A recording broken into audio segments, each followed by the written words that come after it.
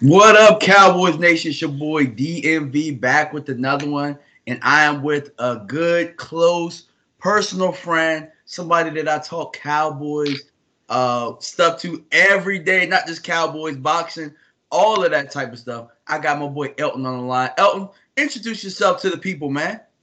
What up? I'm coming from Sin City, originally from the DC area myself, so let's get it in. I go to Cowboy games every year, so let's talk on it. Yeah, so for all my Dak haters out here, this right here is the original Dak backer. So if you guys think Mark Holmes is bad, you got to go to my man Elton. And Elton has swayed me to the dark side, man. I am a Dak. I'm part of the Dak attack right now. I'm all in on my quarterback. Number one Dak apologizer.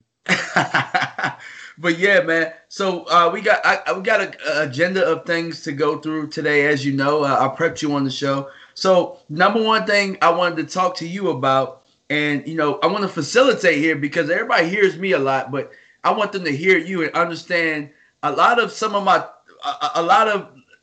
my thinking when I'm actually talking, because we talk through a lot of things, and that leads to me doing the show. But number one, what are our biggest needs this offseason? What would you say? To me, honestly, people might think it's funny, but it's all on defense. Because I actually pretty much think the offense is set, especially if Blake Jarwin continues to develop, which I'm thinking he will. Getting Travis Frederick back is going to be huge because they already say most of his strength is back, and he's going to be ready for off-season workouts in March. So to me, it's on defense. I mean, both because I think we can upgrade on both DT spots, because whoever's seen the game seen both Antoine Woods and Malik Collins got beat at the line, and also safety. Yeah, it's actually funny because I go back to that 3rd and 7 play, right? And we were getting our butts whooped so bad on the zone that Jeff Heath just followed the backside, the tight end. I believe his name is Everett, number 81. I forget what his name is, but he followed him so hard because they just whooped our ass on that zone so bad that he just knew it was a run, and that's why he bit so hard. But those two positions came up key in this game, the D tackle and the safety spot. Not so much the safety as much as D tackle, though. So in your ideal world, we're talking about the 2 D tackle spots. How would you go about replacing? Would you go through the draft, or are you talking free agency, possibly? Because when you actually look at it, because we traded our first-round pick for Amari, which today I am happy with. It is the name that I've told you about, Dexter Lawrence from Clemson. He probably, his original draft grade was probably top 10. Him actually popping dirty slides him down the draft board. So I'm like, he would probably be there at the 26th spot where we probably would originally pick. But depending on how things go in the draft process, he can possibly slip into the second. And at that point, I'm thinking, move up. Because anybody who watched him play, he's a pass rusher and he stops a run. And if you look at the top 25 free agents list, they have Grady Jarrett, who's on the 25, but odds are he isn't leaving Atlanta. You got in Ndamukong Suh, which honestly, for a 1-year contract, I actually wouldn't mind that as a hired gun. I wouldn't either. It's not a bad idea, especially being that he gave us so much trouble. Signing somebody that gave us the trouble that he did in that game might not be bad, being that not only are you signing him to be a weapon on your team, but you're signing him to take him away from somebody else who is a contender. So I'm with you on that one. Anybody else? And it's another name that I didn't even mention. when I look at the free agents list, Uh-oh. Steve, I'm kicking from the Patriots. People are like, why? If you follow Brett Maher all season, there was an inconsistency of he had hit a 60-yard field goal straight down the middle, but actually a shank a 25-yarder. And honestly, I was fine with losing Dan Bailey, but I knew for the most part Dan was going to make the kick before he got injured. And if you look at most NFL games, the average margin of victory is probably from 3 to 7 points. So, and even though you hear all these people on TV, how come y'all never blow anybody out? Most games aren't blowouts. That is just talking heads saying something. But most NFL games are close. And sometimes, and that actually played a part in that 4th and 1. Because that's a 53-yard field goal. But to me, the coaching staff wasn't as sure of, will he make this? Because even if we miss it, even if we didn't get the 4th and 1, missing it still was the same distance. So they figured at that point, go for it. I am quite sure if we had Dan Bailey, they would have kicked the field goal and said, let's try for the stop, and damn, maybe we take the lead with them the next time we get the ball. Okay, so let me ask you. So you talked about the player aspect of it. Do you think that there are coaching changes that we can make in the offseason? I seen your face. Like, I had to ask the question, though. I had to ask it. Scott Linehan. Absolutely. All day. Anybody else? Because I got somebody else in mind as well. I got 2 guys in mind that I'm thinking. And to me, one of them is just a natural progression of they actually want to keep Chris Richard for as long as possible. So I think Rod may he may stay in the organization, but I don't think he's going to be the defensive coordinator. Yeah, the other guy that I was thinking, and I'm with you on that. You gotta go with Chris Richard. I think that at this point we already knew what he was. We know that he was calling the defense. At this point, just go ahead and make it official, defensive coordinator. That way, the only way somebody can really get him out of Dallas is to make him a head coach. Yeah. And you give him the assistant head coach title or something like that, just to make things sweet for him, keep him there for a while. But the other guy I was thinking was Kellen Moore, because at the end of the day, it's not just about Dak. It's not about just getting Dak to where he needs to get. We got a guy like Mike White, who I think can be, who we can flip that pick, I think, in the future, if we get him developed right to look good in preseason. Because that's all you really want to do with quarterbacks. You either want to find your quarterback or you want to stack quarterbacks so that you can flip that pick for the next year or the year after or whatever, and you get a better pick later on. So that's why it's important and imperative to have somebody coach your quarterbacks and get them to the right level, because New England has been doing that for years, where you think they got the next best guy, and they end up flipping the guy. You seen them flip Ryan Mallett. You seen them flip Jacoby Brissett, and they just flipped. Exactly. So there's a market to be said about getting somebody in there that works with quarterbacks, or at least dressing them up to the level of, hey, this guy could lead my franchise. Let me go ahead and see what I can give up to get him. So I think that Kellen Moore is another guy that could go on my list, and hopefully bringing in somebody that knows offense, that knows quarterbacks. So who's hot on your coach's list to bring in possibly? Truthfully, at this stage of when we got out the playoffs, you actually can't really think of who actually do I want, because just about everybody who's halfway hot is signed to another team. To me, at this point, listening to Jerry Jones, I am just about, I say, 85% sure Linehan is gone. But to me, I almost think he's going to have Garrett call the plays this year again. Okay. That is just my thinking, because Bieniemy from Kansas City to me is more of a he would probably want to be a head coach, and he isn't just going to leave Kansas City to come to Dallas. And I am thinking Jason Garrett wants somebody to run more of what he wants to do instead of a whole new system for Dak. Yeah, so I heard this name out there, and I'm not sure if there's any truth to this rumor, but I've heard the name Norv. I've heard Norv out there. How do you feel about that? Being that this is pretty much Norv's system that we are running, but it's Norv is more innovative with it. Absolutely. Yeah, I would. Yeah, I would love Norv. I would absolutely love Norv. Yeah, I know he's with Carolina right now, but that was just a name that I had been thrown. Somebody told me that Norv might be available. Not sure. I was just throwing that out there, but I think that could be a great fit as well.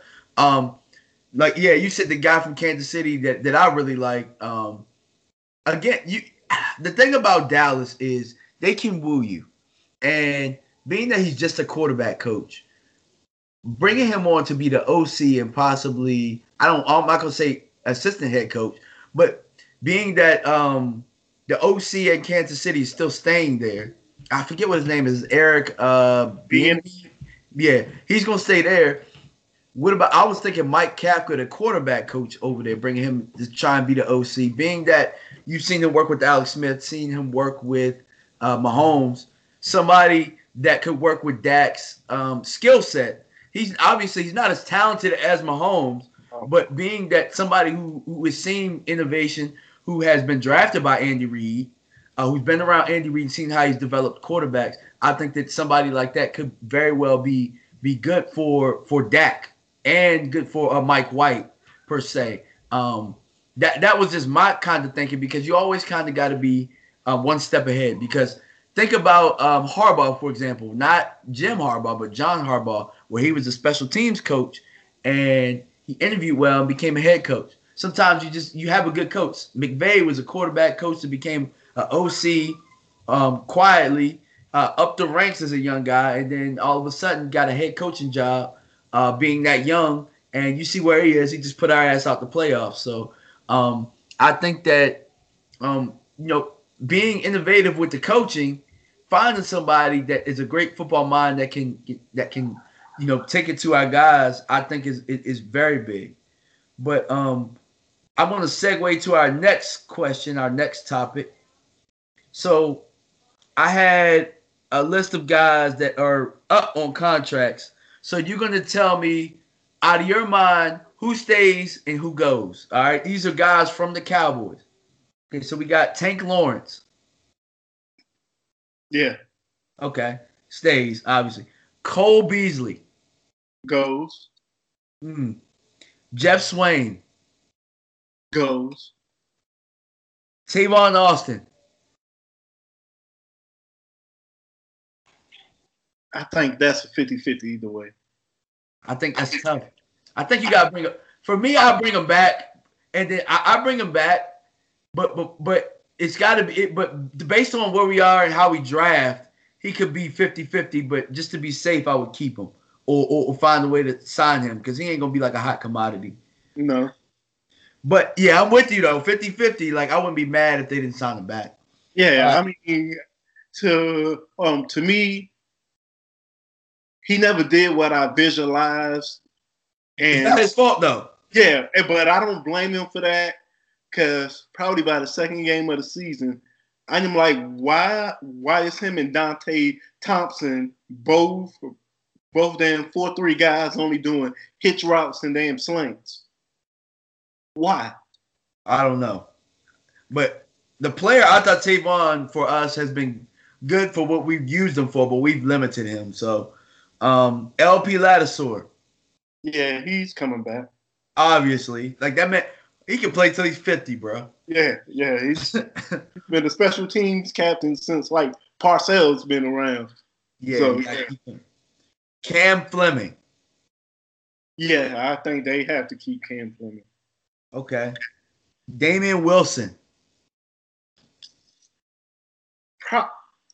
Probably, because if they don't keep Sean Lee, they still need another linebacker. I don't believe in hurting our linebacker there. That personally. I know the answer to this, but this is gonna be so funny. Rod Smith. You know, I don't want him to come back, but it wouldn't shock me because Jason Garrett loves him, and plus his brother's on the team.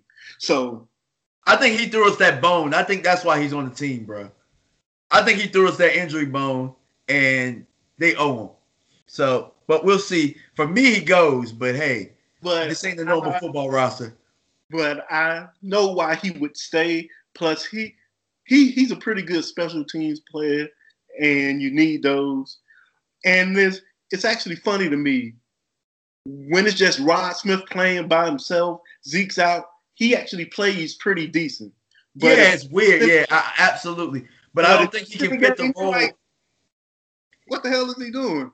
He's a rhythm guy. He's probably more of a feature guy than he is a spell backup guy. So, I mean, we can touch on that a little later because I got somebody I want to talk about later on when we talk about maybe like the one draft player. And the last person, David Irving. I got to cross my arms on this one. Fuck David Irving.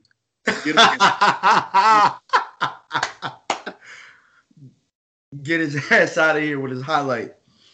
All right, so that is Rolando McClain Jr. I'm sorry. I don't care how talented you are. To me, David Irving doesn't care about playing football. So at that point, let him go. Absolutely. I'm with you on that one. Okay, so draft needs, right? We haven't really talked about that as much. What do you think we need? You know, it is actually funny when you don't have a first round pick, you almost lose interest in the draft a little bit. Yeah, I know, but we're pretty good at. We've been pretty good as of late getting some talent, homegrown talent. Yeah, so to me, defensive tackle. To me, I just personally think as far as safety, they are getting Earl Thomas. That's just what I think personally. I think, especially with Chris Rashad staying, it is almost going to take a miracle for us not to get Earl Thomas because we have the cap. To me, I think Hunter Renfrow, another Clemson player, he's a younger Cole Beasley. And because I know you like Cedric Wilson, but Cedric Wilson he got hurt, so I don't know how that's gonna work. But Hunter Renfrow is the prototypical Wes Welker type of guy who actually can get you 95 easy reception because he is killed for Clemson with both Deshaun Watson and Trevor Lawrence. Gotcha. So, I mean, to me, you can plug and play him. Yeah, I'm with you. I think the D tackle, at where we're at right now in the draft in the second round, I think that we could probably get a pretty solid defensive tackle. Maybe not like obviously it wouldn't be a first round talent, but somebody like who I really liked last year, Tim Settle. I think that I know that they wouldn't draft a one technique in the first round, but we can't keep avoiding it. We need a one technique, not so much. Yeah, Peter Vate would have been great. I think so too. I think so for what we like to do and how Rod coaches up guys. I want a big, fat, sloppy, big guy that's athletic that can do one gap and two gap at the same time. We actually need us a Saragusa or Sam Adams type guy. Because I think I said it to you in actually one of our chats. If you looked at the last 2 years, Sean McVay has killed Chris Rashad's defense running the ball. Yeah, absolutely. So actually right now, to me, it is a coaching edge. And even with Seattle, when he had Earl Thomas, Michael Bennett, all those guys, Gurley killed them. And it looked exactly how it looked Saturday night.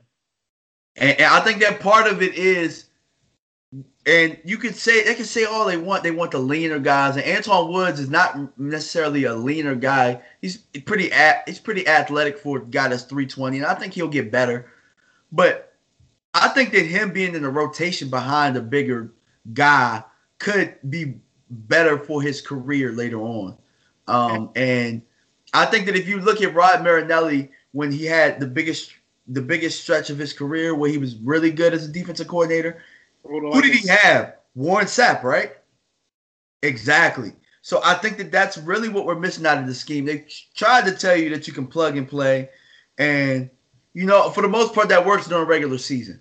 But when it's crunch time and you really need these guys to make plays, we don't have that. It kind of looks like the receiver position where we kept saying by committee, until we brought a dog in here. It didn't look good. Now we need a dog in there in the interior. We got dogs on the outside, in my opinion. Obviously, Gregory wasn't on that list, but that's a guy I'm looking to extend. I want to extend Gregory. I want to keep Gregory a Cowboy as long as possible because I think that when he is on the roster, he makes a difference. I think that he does. He helps Tank. So another position that we didn't touch on, you talked on safety. You think they're going to bring in Earl Thomas? I believe so as well. But it also depends on how much money he wants. So you got to keep safety on the board.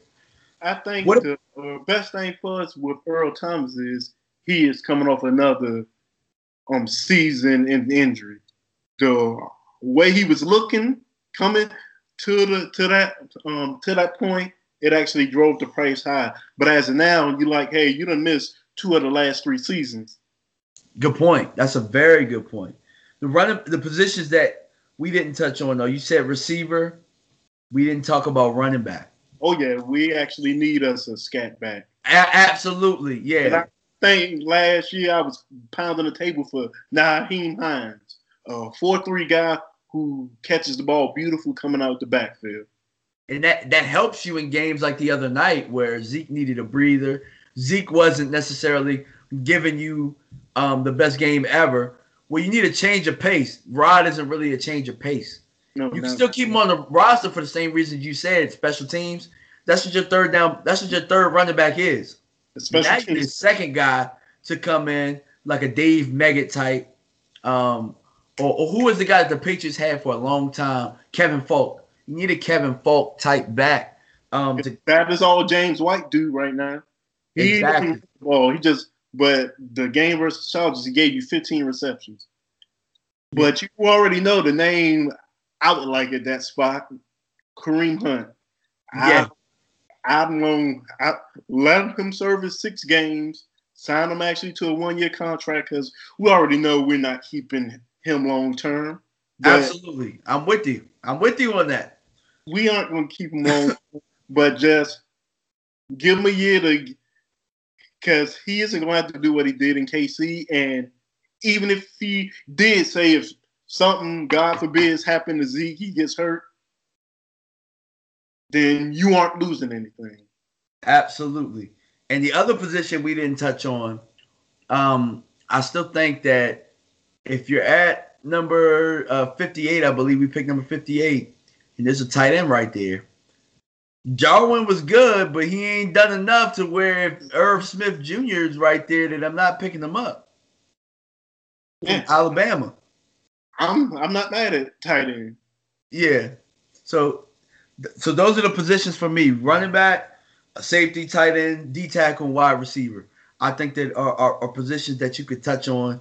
And being the way that our roster is right now, you can't go wrong with anyone. Yeah, we don't have to reach for anything. Absolutely. So, but I don't think we need to be complacent. Not like getting like I think it was like Mario Edwards or some cornerback when we had the dynasty. We was like, we don't need nothing else. Like, nah, don't be afraid to step on toes. Just go ahead and get the best player available, and if it happens to step on toes, step on toes. But so before I end, because we still got about 5 more minutes, who's that one draft prospect that has your eye? I know you touched on a couple, but who's got your eye that we could possibly land?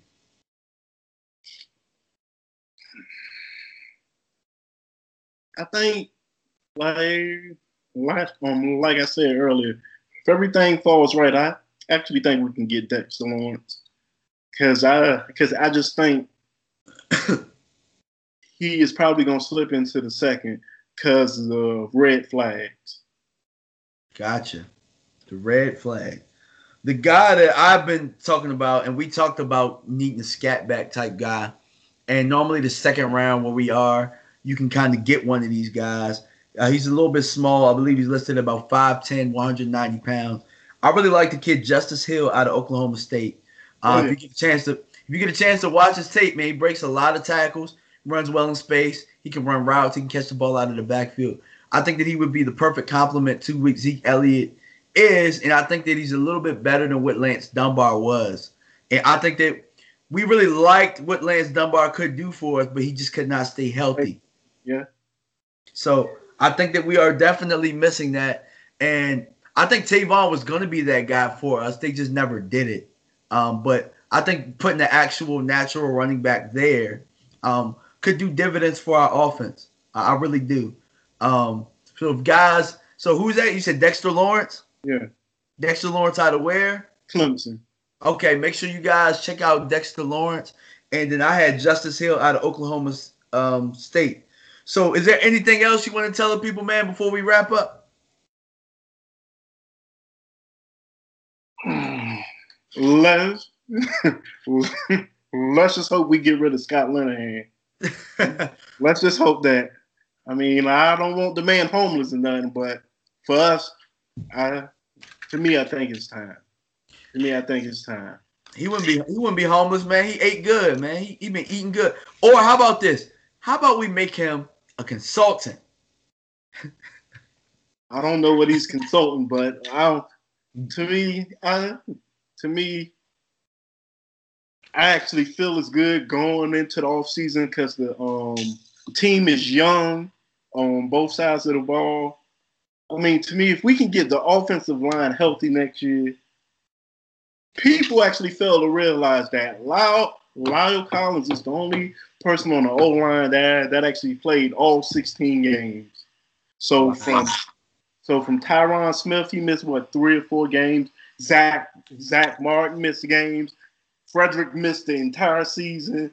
Connor Williams missed games. Then even when we brought back Sufo, he missed the games. So it was never any continuity on the O-line, which is supposed to be the strength of our team. And when you think about it, it was average the whole year. And check this out, though.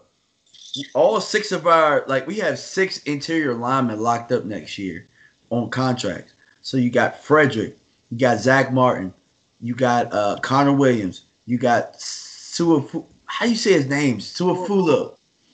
Yeah, Xavier. You got Joe Looney, and then you got who's the other guy? Was it the guy that they got in the trade? Huh? I think Redmond. It's somebody. No, it's the guy we got from the Chiefs, I think. We traded for some guy. I actually think his name Redmond, but because he actually played a little bit in the Colts game when they. Okay, yeah, you might be right. But either way, we're locked up with interior guys for next year, so I think that's good. And right now, I think that you're right. You have to bring in Cam Fleming for the swing tackle, and then you don't have to go back at that position. Now it just goes down to execution and health, and I think that you'd be good there. So that's a good staple to have right there, being that everybody has game experience at this point. Yeah. So that's good to stand on right there. But yeah, man, we're gonna get up out of here, man. I appreciate you for coming through, man. Elton, where can the people find you on social media, man? Well, I'm on Facebook, Instagram, kind of on Twitter, but yeah, Twitter's tough, man. It's a tough crowd on Twitter, man. I'm kind of on Twitter. But yeah, man, appreciate you stopping by, man. We're gonna try and do this every Wednesday. Appreciate everybody for tuning in. We really appreciate you. And just leave the comments and let's start some discussions. All right, guys. Peace.